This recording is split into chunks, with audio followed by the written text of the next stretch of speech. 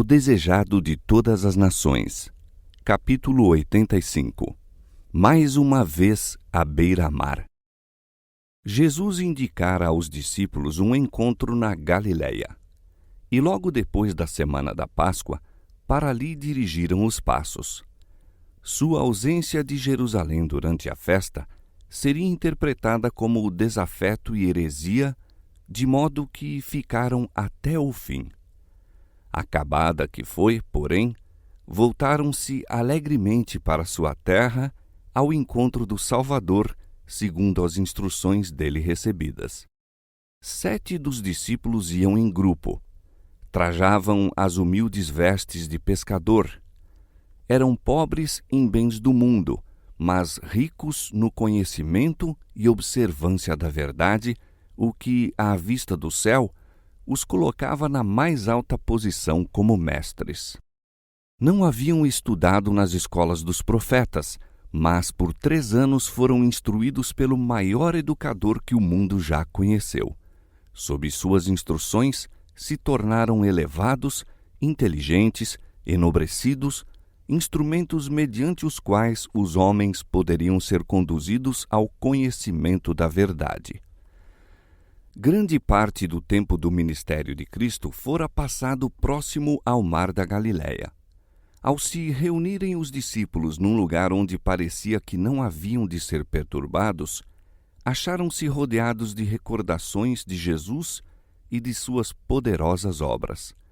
Nesse mar, quando o coração deles estava cheio de terror e a terrível tempestade os precipitava para a destruição, caminhara Jesus por cima das ondas a fim de os livrar. Ali fora a tempestade acalmada à sua voz. Ao alcance da vista estava a praia, em que mais de 10.000 pessoas foram alimentadas com alguns pães e uns peixinhos.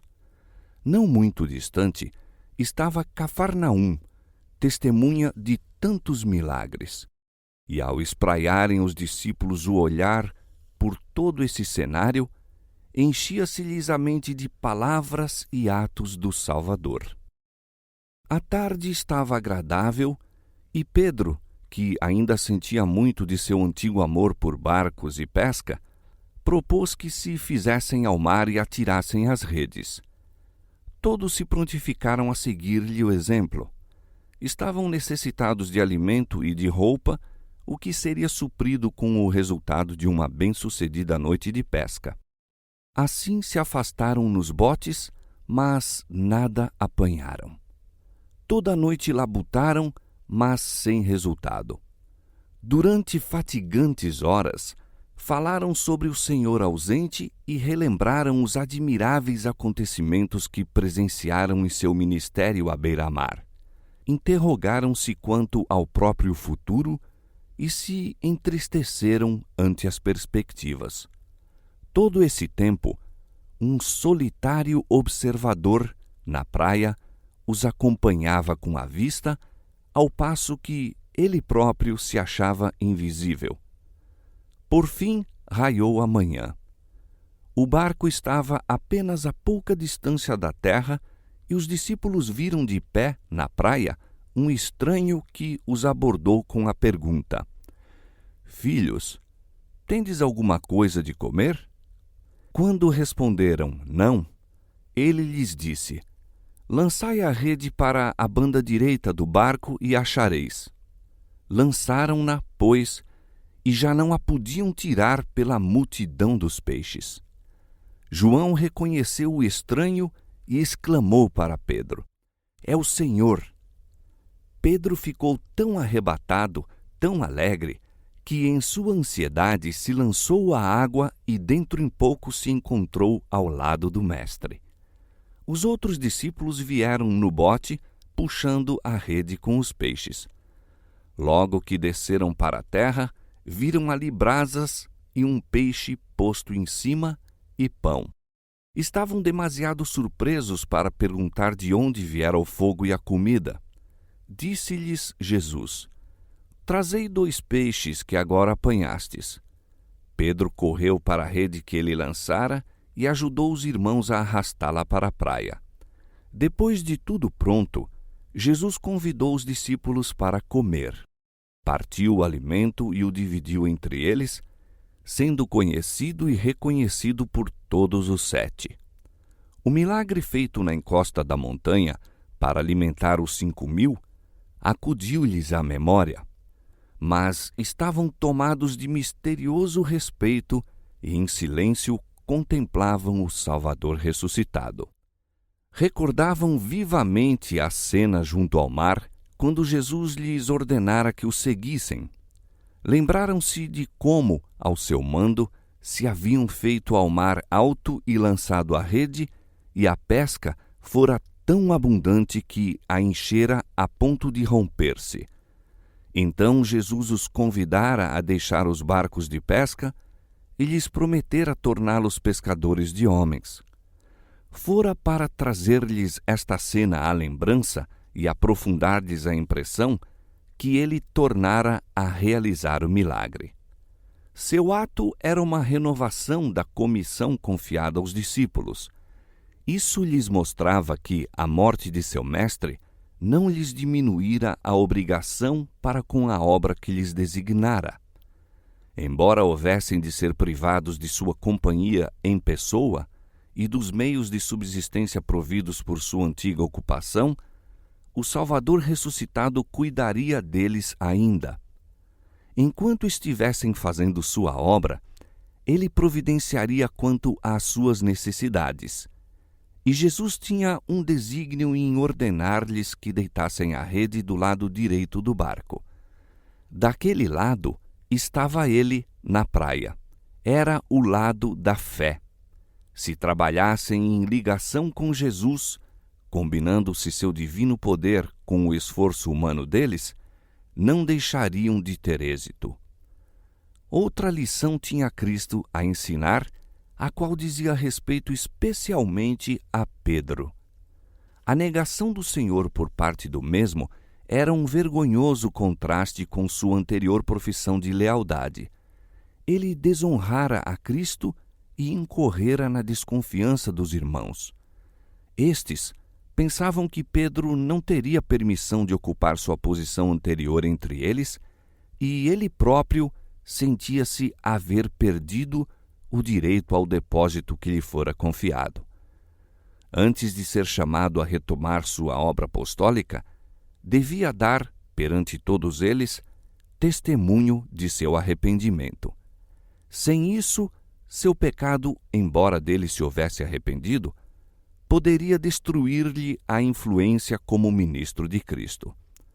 O Salvador deu-lhe oportunidade de reconquistar a confiança dos irmãos e, tanto quanto possível, afastar a mancha que trouxera sobre o Evangelho. Aí se dá uma lição a todos os seguidores de Cristo. O Evangelho não transige com o mal. Não pode desculpar o pecado. Os pecados secretos devem em segredo ser confessados a Deus, mas o pecado público requer pública confissão. A vergonha do discípulo de Cristo é lançada sobre Cristo. Faz com que Satanás triunfe e tropecem as almas vacilantes. Dando provas de arrependimento, deve o discípulo remover o vitupério tanto quanto esteja ao seu alcance.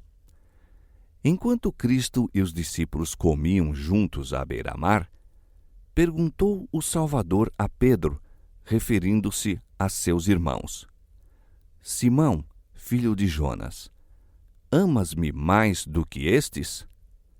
Pedro declarara: Ainda que todos se escandalizem em ti, eu nunca me escandalizarei.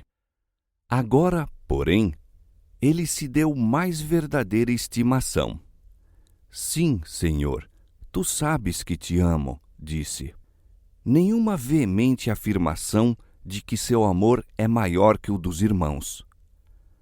Não exprime a própria opinião quanto à dedicação que tem. Apela para aquele que lê todos os motivos do coração, a fim de que julgue sua sinceridade. Tu sabes que te amo. E Jesus lhe recomenda: apacenta os meus cordeiros. De novo aplicou Jesus a prova a Pedro, repetindo as palavras anteriores. Simão, filho de Jonas, amas-me? Desta vez, não perguntou a Pedro se o amava mais do que seus irmãos. A segunda resposta foi idêntica à primeira, livre de exageros. Sim, Senhor, tu sabes que te amo. Jesus lhe disse, apacenta as minhas ovelhas. Uma vez mais, o Salvador fez a probante pergunta, Simão, filho de Jonas, amas-me? Pedro se entristeceu. Julgou que Cristo duvidasse de seu amor. Sabia que seu Senhor tinha motivo para dele desconfiar e, com dor, respondeu, Senhor, tu sabes tudo. Tu sabes que eu te amo. Outra vez, Jesus lhe disse, apacenta as minhas ovelhas. 3 vezes negara Pedro abertamente o Senhor e 3 vezes tirou Jesus dele a certeza de seu amor e lealdade, insistindo naquela penetrante pergunta, seta aguda ao seu ferido coração. Jesus revelou perante os discípulos reunidos a profundeza do arrependimento de Pedro e mostrou quão completamente humilhado se achava o discípulo outrora jactancioso. Pedro era naturalmente ousado e impulsivo e Satanás se aproveitara desses característicos para o derrotar. Mesmo antes da queda de Pedro, Jesus lhe dissera, Satanás vos pediu para você andar como trigo, mas eu roguei por ti para que a tua fé não desfaleça. E tu, quando te converteres, confirma teus irmãos. Chegara então esse tempo e era evidente a transformação de Pedro. As incisivas, probantes perguntas do Senhor não provocaram réplica ousada, presunçosa, e, em virtude de sua humilhação e arrependimento, Pedro estava mais bem preparado do que nunca para agir como pastor junto ao rebanho. A primeira obra que Cristo confiara a Pedro, ao restaurá-lo ao ministério, foi apacentar os cordeiros. Era essa uma tarefa em que Pedro pouca experiência tinha. Requeria grande cuidado e ternura, muita paciência e perseverança. Ela o chamava a servir aos mais novos na fé, a ensinar os ignorantes, a abrir-lhes as Escrituras e a educá-los para utilidade no serviço de Cristo.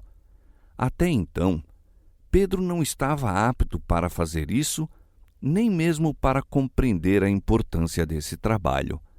Mas esta foi a obra a que Cristo então o chamou. Para isso, o preparar a sua própria experiência de sofrimento e arrependimento. Antes de sua queda, Pedro estava sempre falando desavisadamente, levado pelo impulso do momento. Sempre pronto a corrigir os outros, exprimia os próprios pensamentos antes de ter ideia clara a respeito de si mesmo ou do que ia dizer. O Pedro convertido, porém, era bem diverso. Conservava o antigo fervor, mas a graça de Cristo lhe regulava o zelo. Não mais era impetuoso, confiante em si mesmo, presumido, mas calmo, dominado e dócil.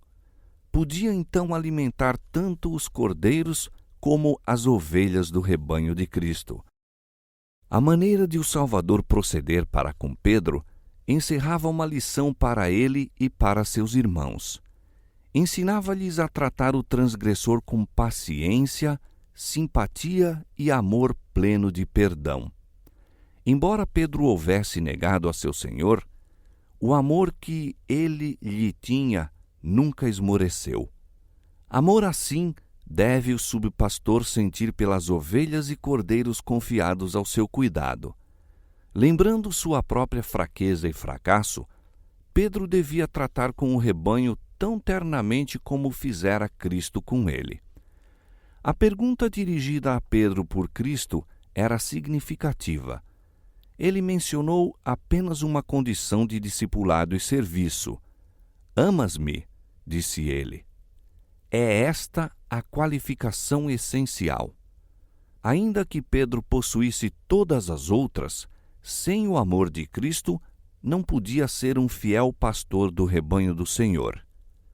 Conhecimento, liberalidade, eloquência, gratidão e zelo são todos auxiliares na boa obra, mas sem o amor de Jesus no coração, a obra do ministro cristão é um fracasso. Jesus caminhava sozinho com Pedro, pois havia alguma coisa que lhe desejava comunicar a ele só. Antes de sua morte, tinha-lhe dito: Para onde eu vou, não podes agora seguir-me, mas depois me seguirás. A isso replicara Pedro: Por que não posso seguir-te agora? Por ti darei a minha vida. Ao falar assim, mal sabia a que alturas e profundidades o havia Cristo de conduzir. Pedro fracassara ao sobrevir à prova, mas outra vez lhe seria dado o ensejo de demonstrar seu amor por Cristo. A fim de que se fortalecesse para a prova suprema de sua fé, o Salvador desvendou-lhe o seu futuro. Disse-lhe que, depois de viver vida de utilidade, quando os anos se fizessem sentir em suas forças, haveria então realmente de seguir a seu Senhor. Jesus disse: Quando eras mais moço, te cingias a ti mesmo e andavas por onde querias. Mas quando já fores velho, estenderás as tuas mãos, e outro te cingirá e te levará para onde tu não queiras. E disse isto, significando com que morte havia ele de glorificar a Deus. Assim deu Jesus a conhecer a Pedro a própria maneira de sua morte. Predisse mesmo o estender de suas mãos sobre a cruz. Outra vez disse ao discípulo: Segue-me. Pedro não ficou desanimado pela revelação. Estava pronto a sofrer qualquer espécie de morte por seu Senhor. Até então, Pedro conhecera Cristo segundo a carne, como muitos o conhecem hoje. Mas não mais deveria estar assim limitado. Não o conhecia como antes, em sua convivência com ele na humanidade. Amara-o como homem, como mestre enviado pelo céu. Amava-o agora como Deus. Estivera a aprender a lição de que para ele Cristo era tudo em todos. Agora estava preparado para partilhar da missão de seu Senhor, missão de sacrifício. Quando, afinal, o levaram à cruz, foi por solicitação sua crucificado de cabeça para baixo. Julgava demasiada honra sofrer pela mesma maneira que seu mestre. Para Pedro, as palavras "segue-me" foram cheias de ensino, não somente para sua morte, mas para cada passo de sua vida era dada essa lição. Até então, Pedro fora inclinado a agir independentemente. Tinha procurado fazer projetos para a obra de Deus, em lugar de esperar para seguir o plano divino. Nada poderia ele lucrar, no entanto, por antecipar-se ao Senhor. Jesus ordenara-lhe: segue-me. Não corras adiante de mim. Então não terás de enfrentar sozinho as hostes de Satanás. Deixa-me ir na tua frente e não serás vencido pelo inimigo. Enquanto Pedro caminhava ao lado de Jesus, viu que João o seguia. Apoderou-se dele o desejo de conhecer o futuro daquele e disse a Jesus: Senhor, e deste que será? Disse-lhe Jesus: Se eu quero que ele fique até que eu venha, que te importa a ti? Segue-me tu. Pedro devia ter considerado que seu Senhor lhe revelaria tudo quanto lhe fosse melhor conhecer. É dever de cada um seguir a Cristo sem indevida ansiedade quanto ao trabalho designado a outros. Ao dizer a respeito de João, se eu quero que ele fique até que eu venha, Cristo não afirmou de maneira alguma que esse discípulo havia de viver até a segunda vinda do Senhor. Asseverou simplesmente seu supremo poder e que, mesmo que ele quisesse que tal fosse assim, isso de maneira alguma deveria afetar a obra de Pedro. O futuro, tanto de João como de Pedro, estava nas mãos de seu Senhor. Obediência em o seguir, eis o dever exigido de cada um. Quantos hoje em dia são como Pedro? Interessam-se nos negócios dos outros, ficam ansiosos por conhecer-lhes o dever, ao passo que estão em perigo de negligenciar o seu próprio. É nossa obra olhar a Cristo e segui-lo. Veremos erros na vida dos outros e defeitos em seu caráter. A humanidade está circundada de fraquezas. Em Cristo, porém, acharemos perfeição. Olhando para Ele, seremos transformados. João viveu até avançada velhice, testemunhou a destruição de Jerusalém e a ruína do majestoso templo, símbolo da ruína final do mundo. Até seus derradeiros dias, seguiu João bem de perto ao Senhor. A nota predominante de seu testemunho à Igreja era: Amados, amemo-nos uns aos outros. Quem está em caridade está em Deus, e Deus nele. Pedro fora restaurado em seu apostolado, mas a honra e autoridade que recebera de Cristo não lhe outorgaram supremacia sobre seus irmãos. Isso tornara Jesus claro quando, em resposta à pergunta dele, e deste, que será? Dissera: Que te importa a ti? Segue-me tu. Pedro não foi honrado como cabeça da igreja. O favor que Cristo lhe mostrara em perdoar-lhe a apostasia e confiar-lhe o apacentar do rebanho, e a fidelidade do próprio Pedro em seguir a Cristo, granjearam-lhe a confiança dos irmãos. Tinha muita influência na igreja, mas a lição que Cristo lhe ensinara ao pé do mar da Galileia, Pedro a manteve consigo no decorrer de toda a vida. Escrevendo sob inspiração do Espírito Santo às igrejas, disse: Aos presbíteros que estão entre vós, admoesto eu, que sou também presbítero, como eles, e testemunha das aflições de Cristo, e participante da glória que se há de revelar, apacentai o rebanho de Deus que está entre vós, tendo cuidado dele, não por força, mas voluntariamente, nem por torpe ganância, mas de ânimo pronto, nem como tendo domínio sobre a herança de Deus, mas servindo de exemplo ao rebanho. E, quando aparecer o sumo pastor, alcançareis a incorruptível coroa de glória.